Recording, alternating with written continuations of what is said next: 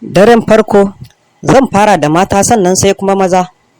Daren farko akwai daɗi sosai ga ɗa namiji, amma ɗiya mace bai mata daɗi saboda fargaba da tsoro na zafin wannan.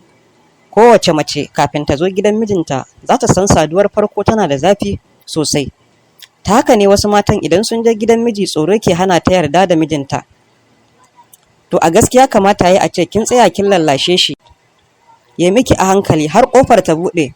Amma idan kika bari ya yi miki da tsiya zai miki rauni mai hana tafiya. Ina shawartar ku da ku daina tsoron mazajenku a daren farko. A daren farko kada ki nuna mai kin san komai. Nuna mai zaki kamar baki san ana saduwa ba tsakanin mata da mijinta ba. Kuma ki ringa sakin jikinki da shi. Kada ya zamana yana yi kina kaucewa. Maza, na dawo kanku maza. Daren farko yana ɗaya daga cikin da ɗa namiji zai iya tunawa a rayuwarsa ko da ya tsufa, domin akwai daɗi sosai. Kuma maza matsalar ku ɗaya, nuna maitarku kuke a fili a daren farko. Idan ka fuskanci amaryarka na tsoron wannan dare, to sai kai mata wayo ka ce, na san kin gaji sosai, shiga ɗaki ciki ki kwanta, zan kwana a nan. Idan ta shiga sai ka barta sai ta fara bacci, kuma kada ka bari ya ɗauke ta sosai.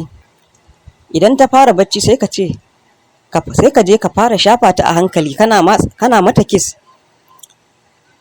Idan ta farka ba za ta iya magana ba dan daɗi ya mata yawa. In ma kaga za ta yi magana sai ka rarrashi abinka har ta yadda sai ka cire rigarta. Idan daɗin ya kai ko bata yarda ba za ta ringa cire kayan da kanta. Za ta so ka sa abinka a ciki. A'a, kada ka sa, sai ka shafa ta sosai sannan sai ka saka. Kalaman soyayya a tsakanin ma'aurata. Ma'aurata suna ɗaukar duhun kai ko in ce girman kai akan nuna wa junansu soyayya bayan aure, wanda yana ɗaya daga cikin babban giɓin da auren yake samu.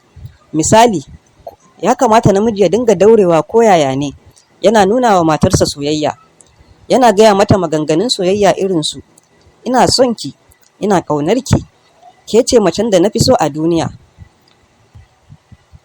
ko kuma kazan nan ko wannan abin ya miki kyau, da dai sauran maganganu na soyayya da kulawa, wanda haka zai sa ta ji ita ma ba ta da masoyi da ya fi shi. Kuma wannan kalmomin ba za su taɓa ɓacewa ba cikin ƙwaƙwalwarta, kuma za su dinga yawan nishaɗi da jin ita mai sa'a ce a rayuwar aurenta.